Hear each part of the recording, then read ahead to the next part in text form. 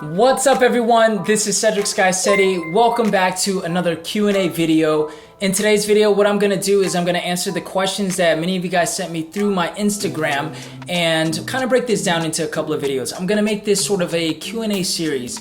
And so in this video today, what I'm gonna do is I'm gonna answer a bunch of different questions, and it's gonna be sort of like a 1 to 2 minute short answer, or even shorter than that for each question. And then there are gonna be a couple of other questions where I'm going to answer separately in another video, whether it's a series of questions that are related to each other, or maybe one question that I want to address fully. So that's how we're gonna treat this. If you guys are new to this channel, my name is skycedi. I am a man living here in Seoul, South Korea, and this channel is about Korean culture and also different aspects of my life here in Korea. And so if that's something you're into, hit that subscribe button and click that notification bell. All right, so I don't want to waste any time today, so we're just gonna go ahead and get started. This is in no particular order. I'm just gonna answer the questions as quickly and as efficiently as possible. So I'm gonna be looking at my phone for the questions, and we're gonna start with the first question, which is, with your busy schedule now, how are you taking care of yourself? Okay, and that's from Amy J. Well, as busy as I am taking care of myself by making sure I'm eating throughout the day. I can't skip my meals. I have to have food. That gives me the energy. I also make sure I get my workouts in every single day. And so my schedule of working out is usually 5 to 6 days a week, normally 6 days a week, and I've been doing that for over a decade. And that's something that keeps me grounded, it keeps me energized, and it's something that whenever I'm stressed, I can obviously work out to relieve the stress. And so that's probably one of the biggest things that helps me. And it doesn't matter how busy I am, I'm gonna make it to the gym one way or the other. It has been crazy busy the past couple of weeks, or rather months, ever since I moved to Seoul with me tutoring. I am an English tutor, so I have a couple of clients where I tutor. And I also have video projects on the side as a freelancer that I've been working on. And so that's been taking a lot of time.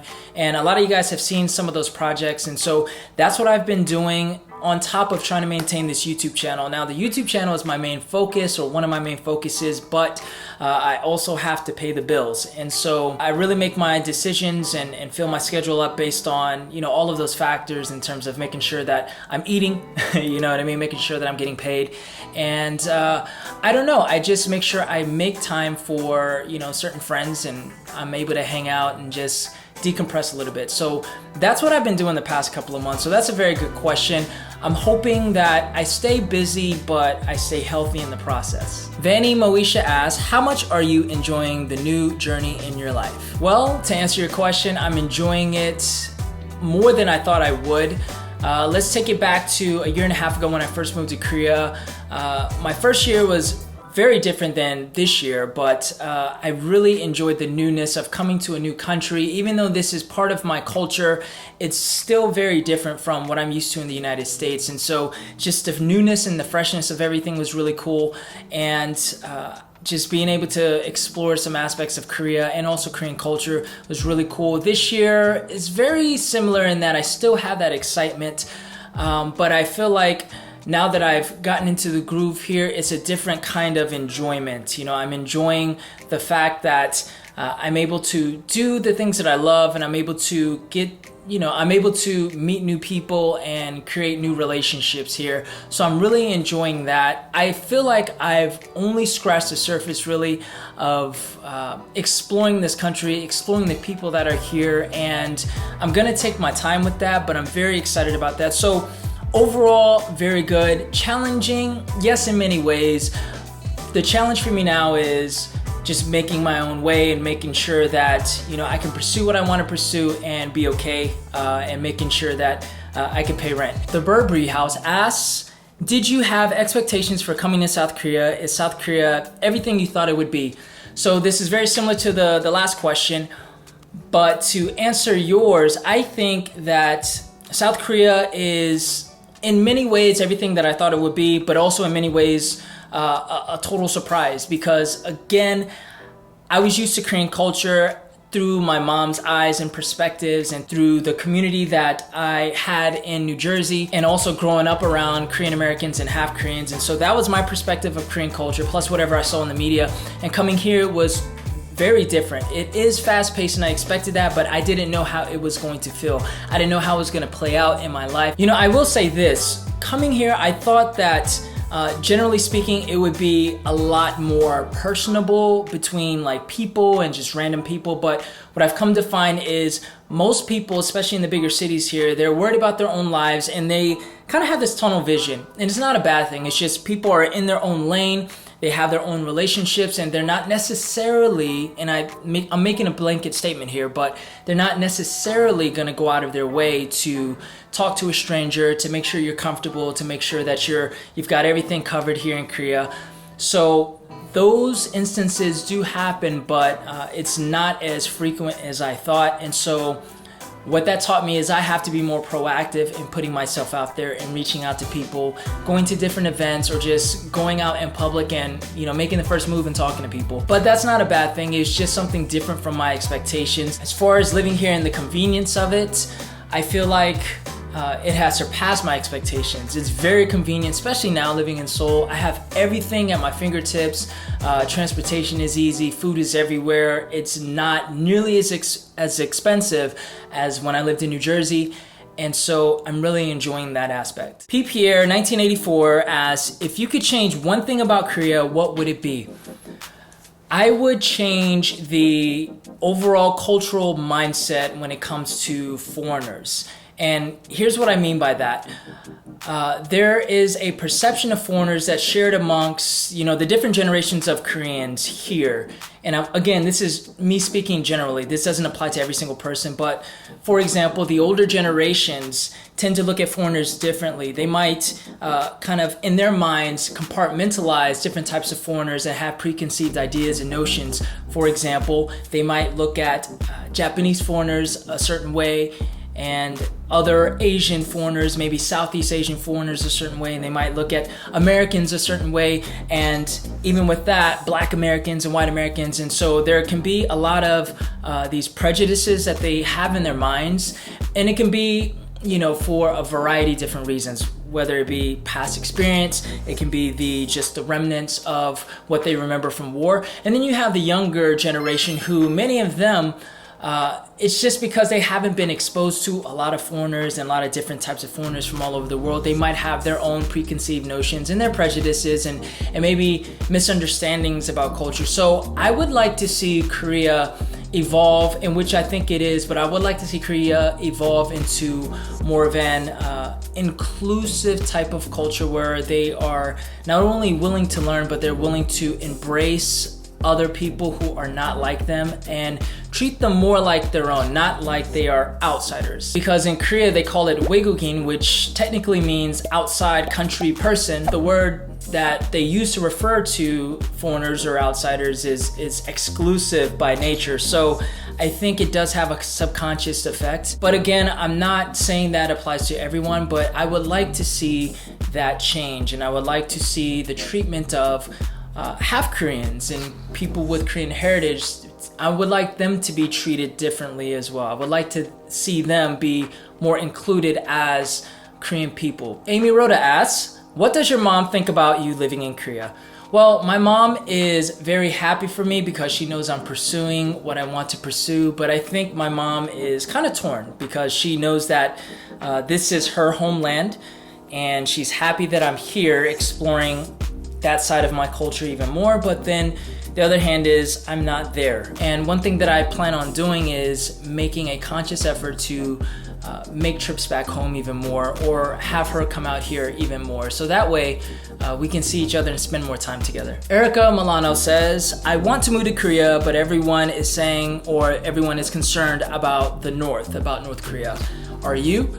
The short answer to that is no. I barely ever think about North Korea or possible threats because here in Korea, most of the locals, I would say a good 98-99% of them are not going around thinking about what North Korea could possibly do. It's just not that sense of threat. I think in the Western world and other parts of the world, especially in the past few years, there's been a lot of media coverage on North Korea, and just they play up and hype up just the potential threats and dangers. But I think the people here, they're just moving on with their life. They're used to it. I mean, technically Korea has been in war for decades and decades. Even though the physical aspect of the war has ended, Koreans are just used to it. And historically, in the past couple of decades, nothing violent has come out of the relationship between the North and the South. You know, I think if anything, people are hopeful and positive that either reconciliation will happen between the North and South, or the two countries will just remain separate and just be at peace and just kind of, you know, you just go your way and we do our own thing. So that's how most people feel about the North here. What did you study at university if you went, of course? Yes, I went to university. I actually did two different programs. I did an associate's program and I studied organizational communication and leadership, and that was years ago. That was a very long time ago. And then I took a short break, a couple of years in between. I worked and I did other things, and then I went back to complete my bachelor's, and I got that in psychology. And it was interesting, but the reason why I did that was mainly because I just wanted to get a bachelor's degree, and I wanted to be able to come to Korea to teach English, and I knew I needed a bachelor's degree because I already had the mindset at that point that I was gonna make my own way anyway. I was gonna do my own thing and be okay and make money with or without a degree. And so I figured if I wanted to come to Korea to teach, which was years ago, then I might as well go back to school and get the degree. Mosquera Bianca, I hope I pronounced that correctly, says, is it weird when people recognize you on the street and say hi? Because when I saw you in Hongdae, I thought that you were from YouTube, and then I ran to work was bad. So I think she was just, I think you're trying to say that you were just a little nervous to say hi. It's not weird most of the time. I do get people here, especially here in Seoul, that come up to me and they recognize me from YouTube, and I love it when people come up to me. It's always pretty cool, and I love hearing how they discovered me, and usually it's through the video with me talking about my parents, or me talking about my story, or me talking about epic teaching. And so it's really cool. If you guys are out there and you see me in Seoul, just feel free to say hi. Margaret 3773 asks, what materials do you need to learn Korean?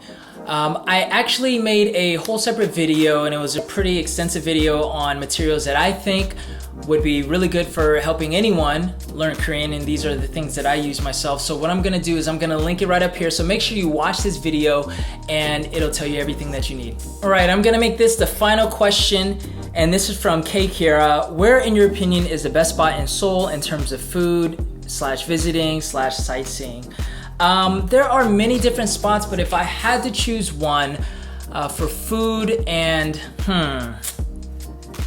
visiting, I don't know about the sightseeing part, but I would say the Hongdae area, and that's just my personal preference because there's so much energy. There's a couple of different parks and areas where you can go out, and you can also just hang out with friends. You can eat plenty of food, so many restaurants around here. There's a lot of locals and also a lot of foreigners, so you get a lot of energy. You get a lot of international energy as well as local energy. So that's one of my favorite places, and I happen to live in this area, so I love it.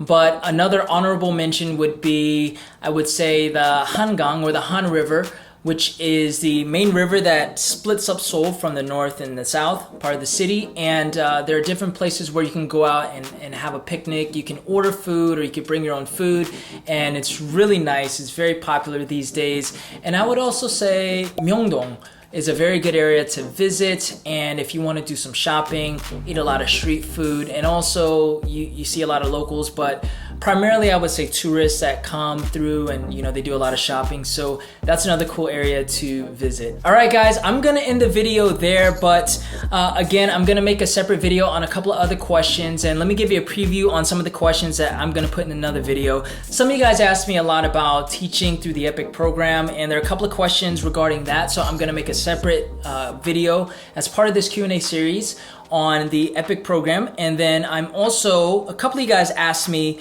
about my music process and the gear that I use, and so I'm gonna make a separate video about that as well. And there was also an interesting question about how I feel like life would be like, or how my life would be different if I grew up here in Korea as a Black and Korean. So I'm gonna make a separate video on that. So anyways, thank you guys so much for watching. I hope I answered a lot of you guys' questions and concerns and some of the things that you guys were curious about. Make sure you hit the subscribe button, click that notification bell, and make sure you follow me on social media, skycedi on Instagram, and I will see you guys in the next video. And remember to always seize the day. Peace.